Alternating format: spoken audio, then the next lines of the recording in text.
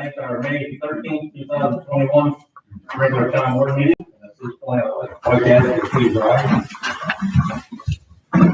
Pledge allegiance to the flag of the United States of America, and to the republic for which it stands, one nation, under God, indivisible, with liberty and justice for all. Okay, sun finally shining. I think most of the people are home mowing their lawns for a change. They can get to it. So, I'll open the floor. Have any visitors at this point who wish to speak? Public access at the end too. Anybody at this point? Reports by elected officials and department heads. Town clerk, Mr. Lewis. Yep, you want to do the minutes first? Approve the minutes? We can do that too. Yeah, put these glasses on. Minutes of previous meeting, April 8th, regular town board meeting. Motion approved. I'll second. All in favor? Aye. Now we'll call on Mr. Lewis. Okay, town clerk's office will be remitting $7,380.32 to the office. $3,180 for recycling sales, $850 for rental fees. We have three new community center reservations and 4 for the pavilion once the beach opens. $375 for dog licenses, 14 new residents and 41 renewals, and then $975 in miscellaneous fees. We had, under that, we had vital statistics, a little over $300, $650 in peddler's permits. You might have noticed there's a few food trucks running around. And that's about it. Our beach passes are in. So anybody needing beach passes needs to come in with their registration for their vehicles. And we'll give them stickers for this coming year. The summer camp applications are out, ready to go. We're accepting them now. And we have 42 people already entered into it. So Good. that's it. All right, thanks, Bill. Entertain a motion to approve village report. Comment. Do I have a second? I'll second. All in favor? Aye. Mr. Golden, Superintendent of Utilities and Inspection. Chuck?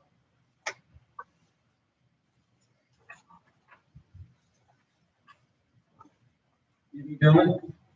For the month of April, building property inspections, we fully contracted building permits, 34 building permit issued or renewed, 14 meetings, 2 planning board meetings, 2 zoning board meetings, 0 court cases, 11 fire inspections, 4 call complaint inspections, 1 code call out inspections, 11 code complaints, 9 code complaint inspections, 1 vacant abandoned property identified, 10 planning board projects open and granted, as well as 8 zoning board projects open and granted.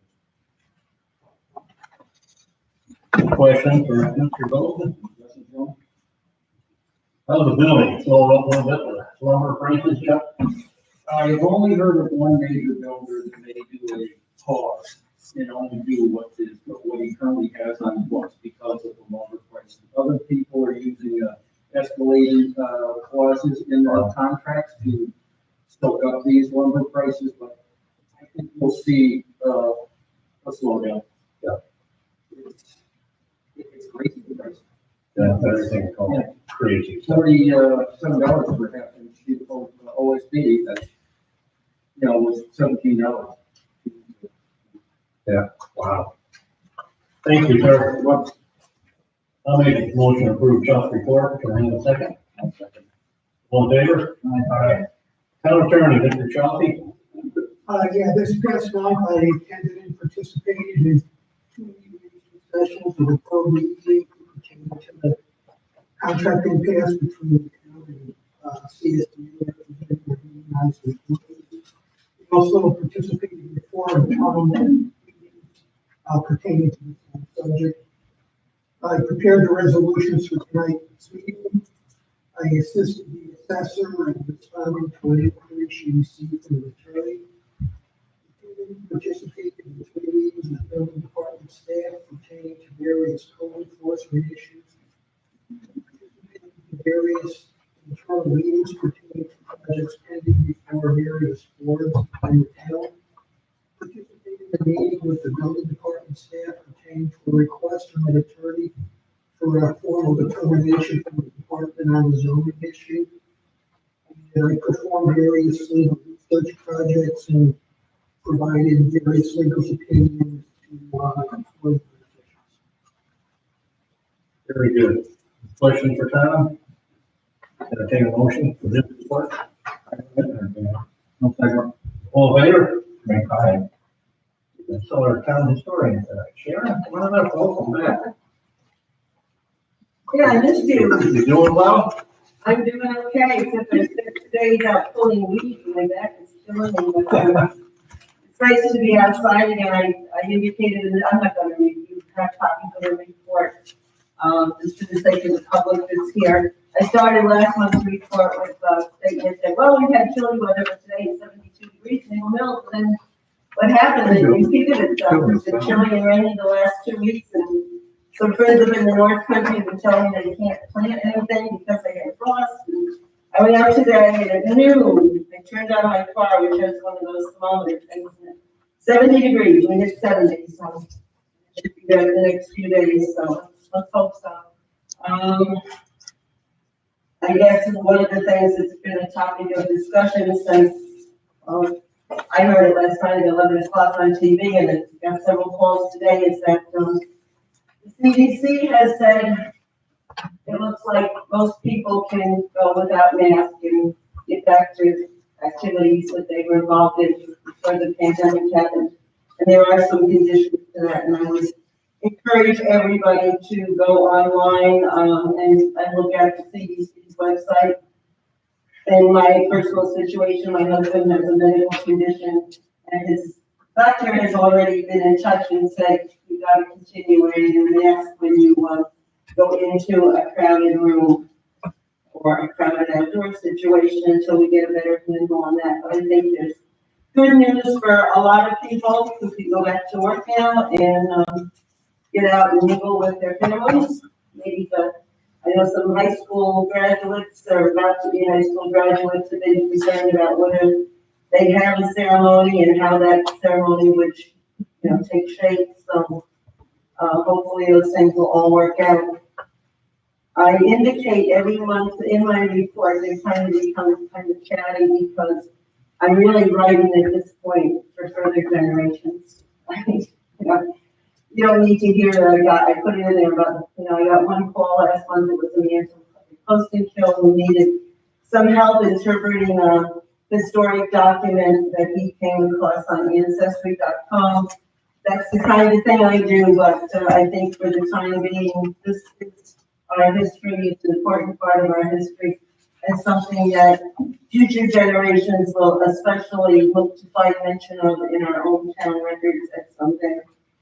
And please, if any of you guys see that I have something maybe not quite right, because this is the 20th time since January I've been out of my house. And most of my trips have been to Hannaford.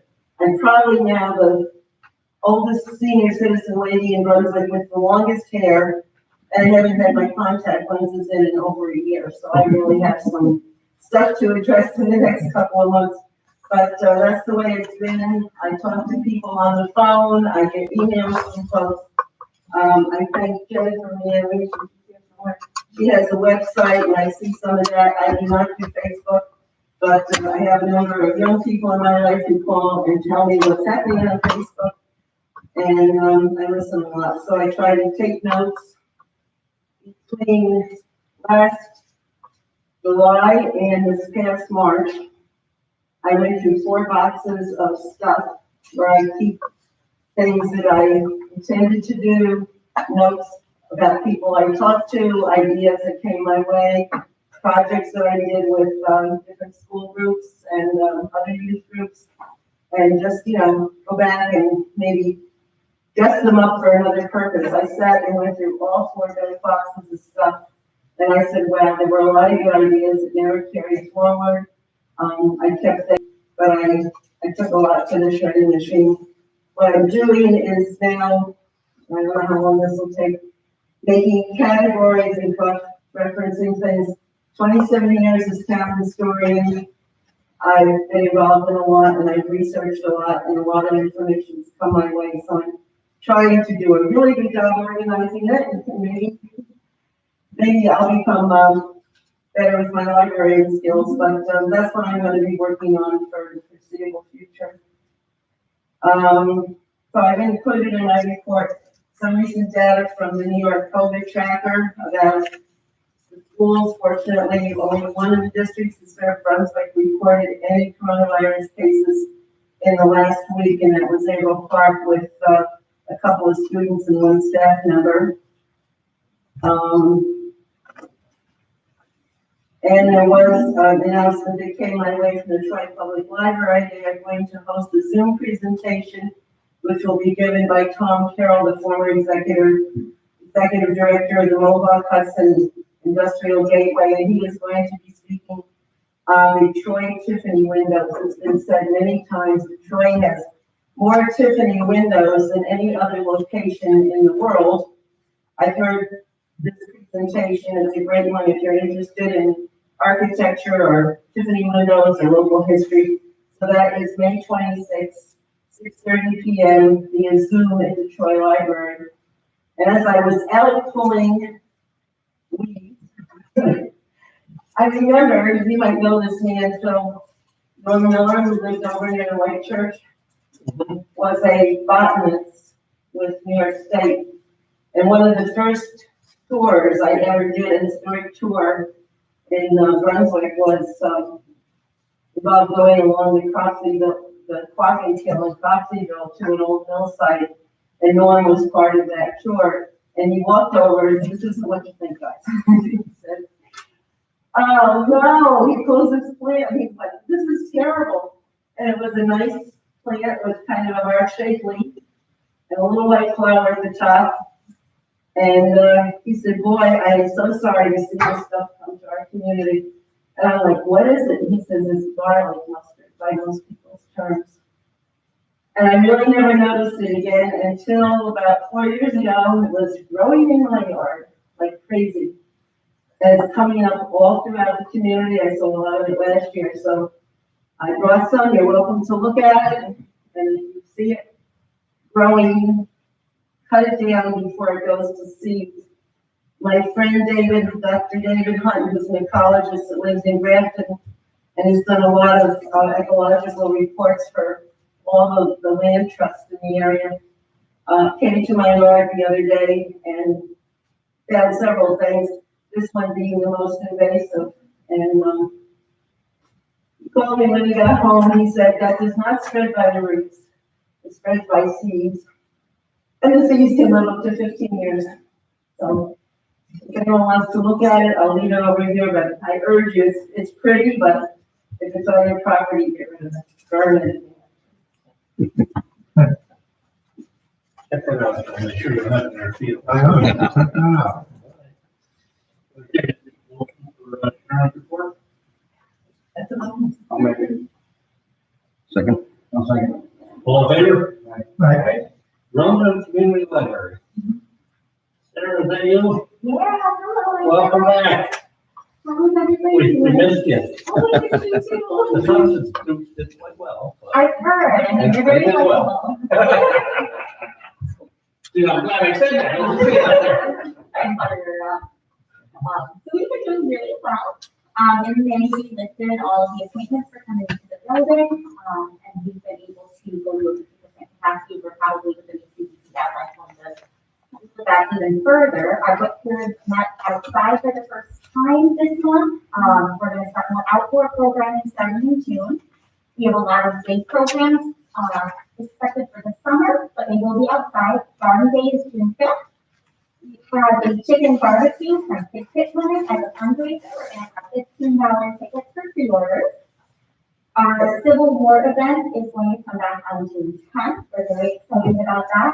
And for both of these events, Spirit Shops is donating ice cream stands for the day, and all proceeds of the ice cream stands will come to the library. So we're very grateful to Spirit Shops. Our sidewalk was fixed by our board member Tom Mahoney, which is wonderful. We had some uneven sidewalks that were a danger to our patrons, especially our older patrons. And we are working with, I will talk to you later, to get started on a grant to add a second bathroom to the library. Because during normal times, the library gets very crowded, very overrun, and a second bathroom will be really what we need. For our services, we answered 736 reference questions in April. We had 422 pickup appointments, 191 walk-in appointments, 72 distinct Wi-Fi clients. We have about 10 people a day on average using our Wi-Fi. For checkouts, we circulated 2,259 books. For physical books, for digital books, we had 1,768 books. Our online newspaper, we now have 3 times reading for anyone with a Brunswick library card. It has no restrictions like their website does. So that is called Newsday. The usage for that is 307. And our program, most of our programs are remote take-home things right now, but our programs were used 125 times, and that included a seed library, weekly take-home activities for families, and we were doing individual icons for our kids because we couldn't do a big icon this year. We would tell them to plan a time, we would do individual ones for each family, and we did 19 of those last month. And a few more, and then because April, Easter ended very early this year. So that's everything I have for you in questions. Thanks, Eric. Thank you so much. There we have a motion for our library report. Do you want the physical papers? I'll make it. I'll second it. All in favor? Aye. So my voice is loud enough, I think you can hear me anyway. Oh, okay. All right, Bill, you do the resolution, please? Okay.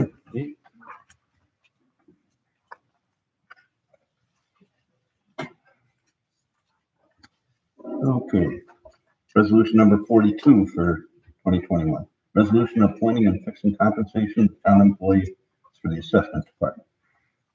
I'll offer. Foregoing resolutions offered by Supervisor Harrington, seconded by Councilman Christian. Roll call. Councilman Sipperly.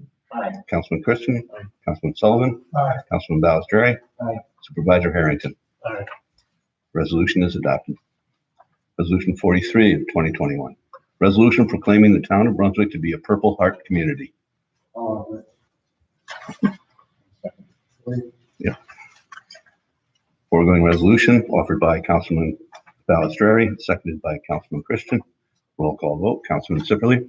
Aye. Councilman Christian. Aye. Councilman Sullivan. Aye. Councilman Balistrary. Aye. Supervisor Harrington. Aye. Resolution is adopted. Resolution 44, 2021. Resolution declaring item to be surplus property. I'll offer. Okay. Foregoing resolution offered by Councilman Christian, seconded by Councilman Sullivan. Roll call vote. Councilman Sipperly. Aye. Councilman Christian. Aye. Councilman Sullivan. Aye. Councilman Balistrary. Aye. Supervisor Harrington. Aye. Resolution is adopted. Resolution 45, 2021. Resolution to effect changes in the February 2021 water and sewer rolls. Offer. I'll second. Foregoing resolution offered by Councilman Sullivan, seconded by Councilman Christian. Roll call vote. Councilman Sipperly. Aye. Councilman Christian. Aye. Councilman Sullivan. Aye. Councilman Balistrary. Aye. Supervisor Harrington. Aye. Resolution is adopted. Resolution 46, 2021. Resolution authorizing purchase of equipment for Town of Brunswick Highway Department. Second. Foregoing resolution offered by Councilman Christian, seconded by Councilman Sullivan. Roll call vote. Councilman Sipperly. Aye. Councilman Christian. Aye. Councilman Sullivan. Aye. Councilman Balistrary. Aye. Supervisor Harrington. Aye. Resolution is adopted. Resolution 47, 2021. Resolution establishing and increasing fees for participation in the Town of Brunswick Summer Day Camp Program. We, last time we had an increase in the day camp in 2019. $400 for one child. With minimum wage going up, it's amazing. I mean, now it's $12.50 an hour, and we're still waiting for our guidelines from the governor, but I think we need more counselors. because of the COVID situation, so. It still doesn't cover our expenses, but it helps a little bit. So we're suggesting going up $50 for one, or $50 across. It's $325 for each additional child and family, $450 for the first one, and $325. These ways help to balance a little bit. 450 for 6 weeks, that's not bad, right? So, no.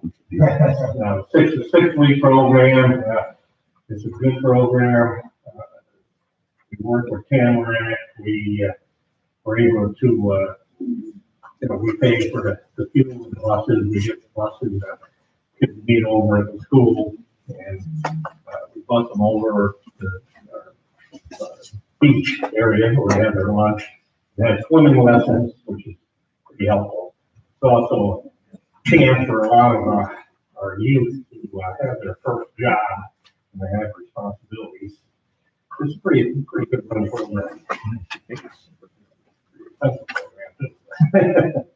Anyway, that's what this one is, so.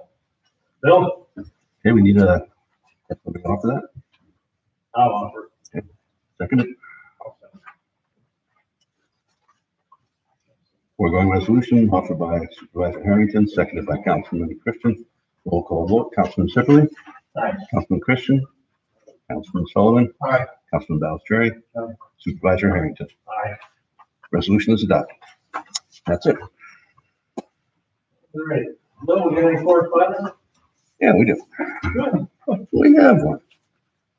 And of course, it was addressed to you. So, dear Phil, just a note to thank you and the Brunswick Highway Department for doing such a good job on paving our hill behind Duncan's Dairy Bar. We lived on this hill for over 50 years, and this is the nicest road we've ever had. Please thank the workers for a job well done. That was from Donna and Larry Bonesteel. Very nice. Yeah. That it, Bill? Yeah, that's the only one I had. Any old business? More?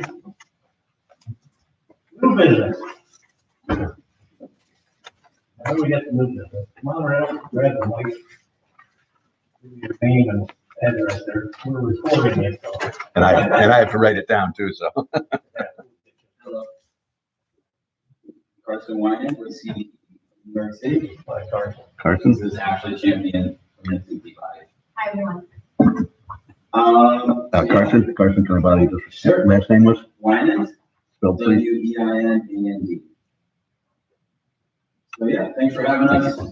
I'm a project developer with CDE. We're a solar energy development company based out of New York City. We develop community solar farms. In the state for about 4 years. We have a headquarters back in Marseille, France. It's about 11 years old. We recently constructed 32 megawatts of community solar projects in Massachusetts across 6 different projects. For the past year, we've been developing community solar projects in upstate New York. Probably about 5 years ago, the state issued some very aggressive renewable energy goals, and we're participating in that. So one of those projects is this. We also have projects in the town of Wheatfield, the town of Portland, the town of Queensbury, the town of Cicero, a couple others. There's a whole collection in upstate New York. And we wanted to introduce this project to you. This project is off of Bel Air Lane, just north of Brunswick Road. You actually drive by it on your way here. We started working on this project, I'd say end of the summer last year, maybe early fall. We executed at least 2 lease agreements. One with Chuck McCabe. He's the main property owner. Actually, his mother is Virginia. And then also Mike Sesney, releasing a 7-acre portion of land from Mike Sesney. One project that crosses into two parcels actually. And our access easement is through the third parcel. So it's a 4 megawatt AC, 5.5 megawatt DC system, probably about 13,000 panels. We have interconnection submitted. The interconnection results came back positive from National Grid. And Yeah, so there's probably about 1,000 local residents could participate in this project and receive monthly discounts on their utility bill when it's constructed. It'll be a 25 to 35 year project. And, we're seeking site plan approval, a special use permit, and then some rezonings and area variance. So, the main parcel where the majority of the project is located is zone R40 with an agricultural overlay. The Mike Chesney parcel in the northwest corner is R40 without an agricultural overlay, and then the access easement is R25 without an agricultural overlay. So we're seeking to extend that agricultural overlay. Solar is permitted in the agricultural overlay. And underneath, there'll be a gravel access road coming off of Bel Air Lane. There'll be one new pole for interconnection. Underneath the panels, there'll be what they call pollinator-friendly vegetation. So instead of grasses and flowers, it's very low impact. We think it's a very good site for solar because it's out of the way. It's not near any major roads.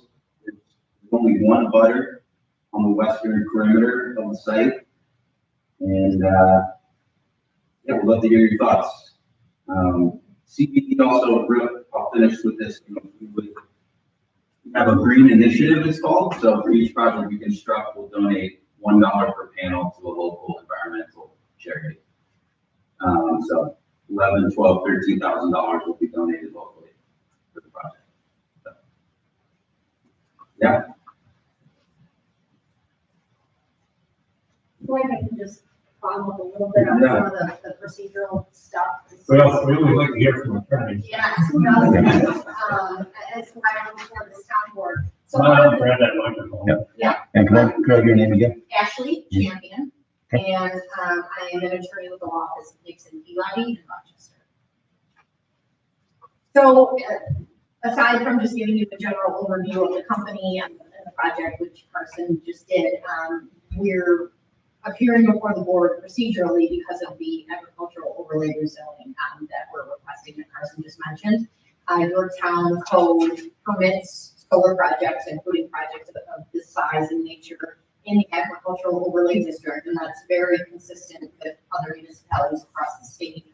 Typically, agricultural districts are where renewable projects are most encouraged. Both because of the low impact and just the compatibility with uses, and also because solar, even though projects have a useful life of anywhere from 20 to 40 years, they really are temporary, and that they're not a permanent conversion of the land, like building a shopping mall or an apartment building would be. Once the project has been decommissioned, it'll be fully removed from the site, and the property can go on for after a resting period for agricultural uses or whatever makes sense at that time. So as Carson mentioned, the main project parcel, lot 53-1, is already within the agricultural overlay zone. So we're just looking to expand to those adjacent properties, the small access portion, and then the northern portion of the Sensi property where there will be additional panels. The area variance that we mentioned is really a technicality more than anything else. We're going to be completely in compliance with your town code, all of the lot coverage, setbacks. The internal lot line, though, between our two lease parcels, we are not going to be adhering to the setback as we are, for the perimeter of the project. That really has, no impact on any neighbors or anything like that, because it's just the internal lot line that no one will be able to, see or experience. But just because of the technical reading of the code, the lot line exists. It's two separate owners, so we're not combining the lots. So the project will be on two separate lots. If it was one owner, we would probably re-subdivide and avoid the issue, but it is what it is here. So we are pursuing the area variance for that purpose. But so before we can go on and pursue the approvals from the planning board, which is the board that issues special permits and site plan approvals for solar projects under your town code, we need that agricultural agricultural overlay rezoning in place. So just sort of the order of operations, is that the rezoning would come, before the special permit and the site plan approval and the area variance. And the seeker review, the State Environmental Quality Review Act review has to happen before the rezoning. So we're not really sure, and we don't expect you to know right now either, how that's going to work, whether it would be this board or the planning board that takes lead agency status. We're comfortable with either, and it's really the town's prerogative. But we do expect, my purpose for bringing that up is we do expect there to be a bit of bouncing back and forth between this board and the planning board, at least in the beginning of the application. The planning board also has a recommendation function in connection with the rezoning. So whether they're the agency or this board is, they're going to be involved at the outset anyways. We made a very initial appearance before the planning board in March, prior to application submission, just to let them know a little bit about the company and the project, and that the applications would be forthcoming. We are going to be appearing before them for the first time officially since the application was submitted next week. Again, not expecting any action, but just to very preliminarily review the process as we see it, and just get everyone thinking, both this board and that board and town staff, as to how we think we're going to maneuver through the steps. Is there anything happening over there now? On site? On site? I think it hasn't been farmed in quite some time. No, it's just basically grass. Yeah. Yeah, it's not farmland. No. I mean, right now, it's not being. Right, it's been just a field thing for several years. Where are you is there a transmission line through there, or are you hooked into something else? Yeah, there's single phase. Grab that mic. There's a single phase that runs up Belly Lane, all the way to the very end of Belly Lane, right where, So that's where you hook in? yeah, right where Access Road meets, pretty much. So we're upgrading that single phase to three phase along Bel Air Lane, all the way down to Brunswick. That's an expensive program, too, but whatever. Yeah. Yes, I mean, ideally, we're right next to three phase, so this does cost a little bit extra for us. Yeah. But we're not building a new substation. Yeah, not a new substation, yeah. Usually it goes into a substation.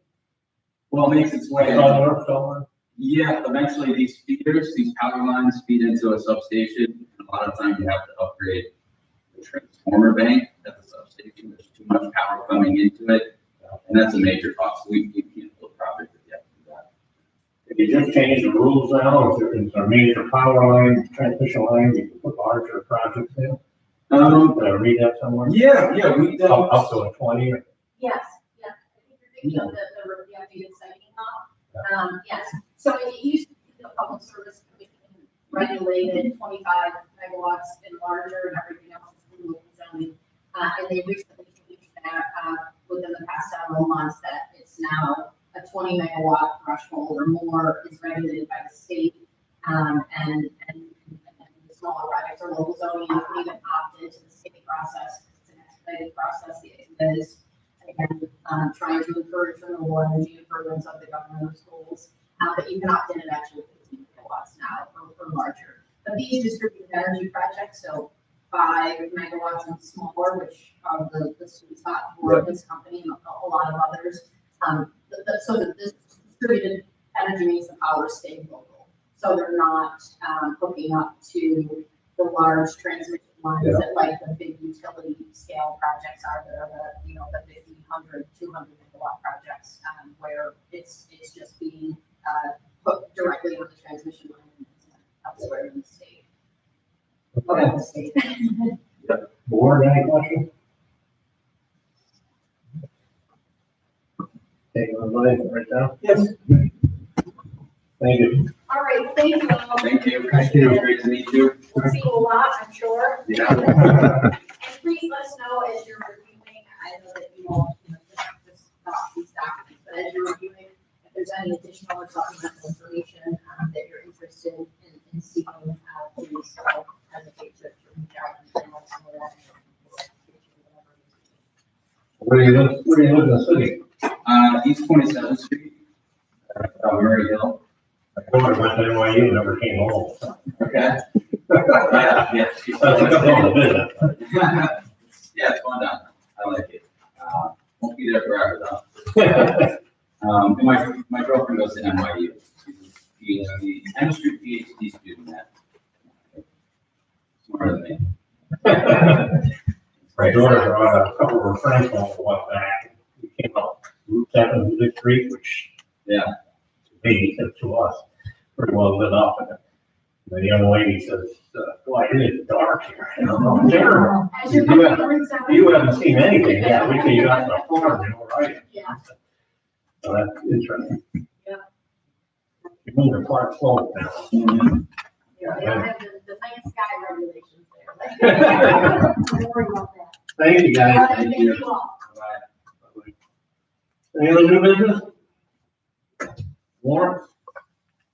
Make a motion to approve our bills. All in favor? Aye. Further comments from visitors? Anybody have any comments out there? Jim, no.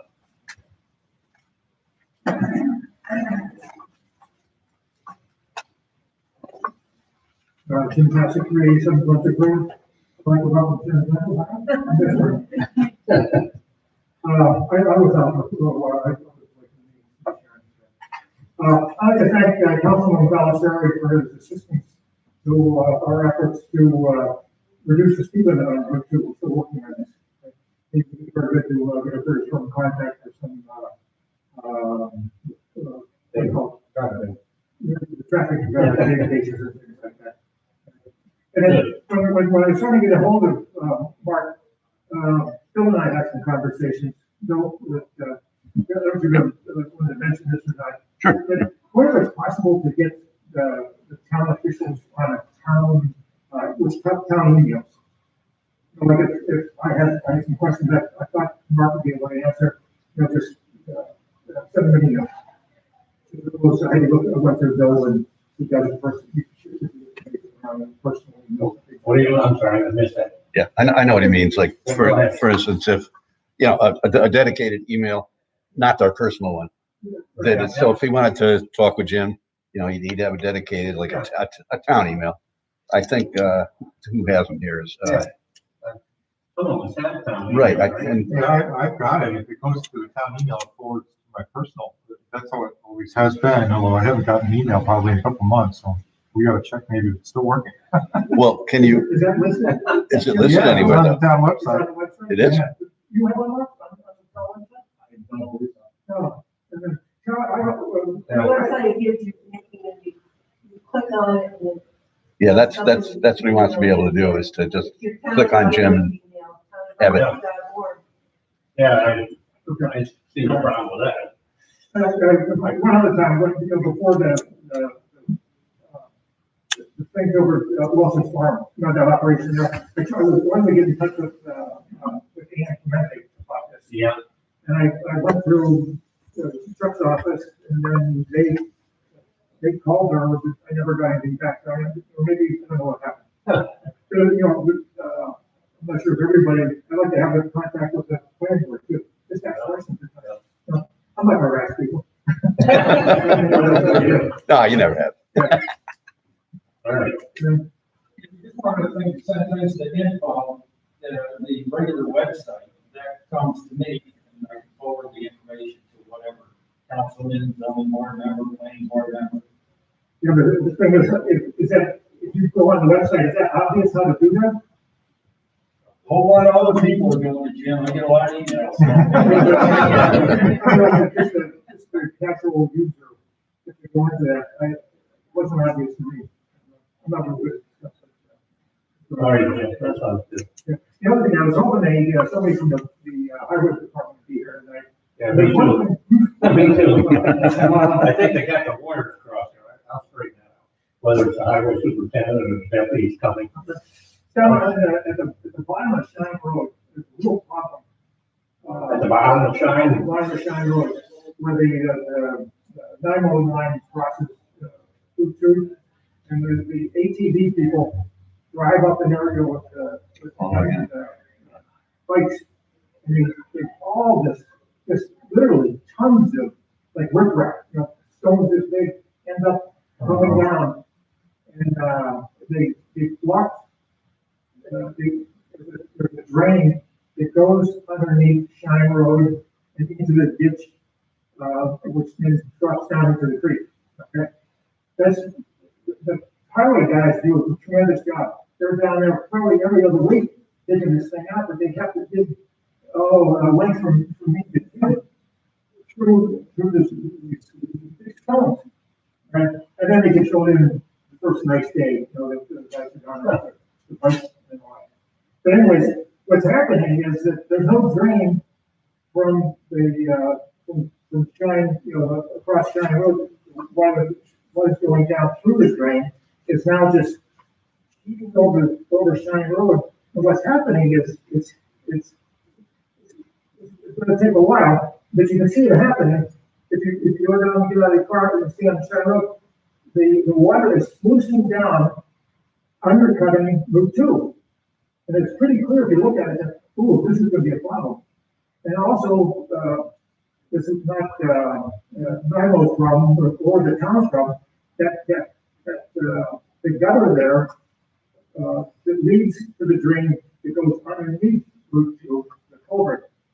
Somebody's thrown a bunch of logs in there, chunks of wood, and that's also diverting the water toward Route 2, and that's causing that to be sluiced out. Now, I assume that when the state puts in the cable guard, the post, they put these in fluid, right? Right now, they're over about 35 degrees. That whole, you go on the bottom of Shine Road and look at this. That whole, the base underneath Route 2 is getting eroded away. That's going to be, I know it's not the town's problem, but what happened, what caused this was when not really when Nimo, but the people who put the cell repeaters up there, when they did that, they changed that entryway to that service pack up into there. That which allowed this, before there used to be a gate across there. And the ATV people could get in there, but they had to go up further into the woods and all that, and it didn't cause a problem. But this is gonna be a problem for the highway, eventually. So, I don't know, maybe, Yeah, we'll move that away. no, I know, Dr. Daniel, Dr. Daniel was on Shine Road. He's been in contact with, Naga Mohawk about this. I think they were looking at this, but, I mean, it's making the town, highway work really hard to do this. Make these guys, gonna get a front end loader. I mean, you're talking about mounds of this stuff, when they, the mound down there, that gets on the highway as high as the bench top there. It's not just a couple rocks, you gotta get down to the front end loader, pick this up and dump it back up the hill, which just gets pulled back down by the bikers. Wow. Right. We'll take a look. Yeah, okay. Starting. Will, so. Okay, thank you. Anybody else? Shut up, young lady. Just really quick, Jennifer Mann, 9 Glen Hill Road. I just wanted to talk on Sharon's, mustard garlic or garlic mustard, it's called both. I think it is far too late. It is fully in my woods. It has taken over, but you can make salad with it. Oh, yeah. It's a really good salad. You can make any wine out of it or anything. Anybody else at this point? Board, any questions? No? Can a motion adjourn? Motion. I'll second it. All in favor? Aye. Thank you.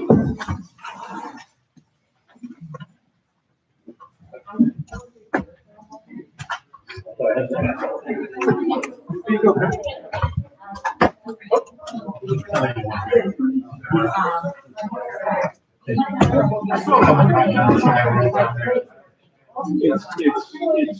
been that, it's been a problem there for, Yeah. I mean, I've been there for literal years, longer than a lot of these people have been on. It's always been a problem. It's always been a problem. The problem is they come up with $40,000. we're not out there, they put dirt up there in order to try to, but the fact of the matter is,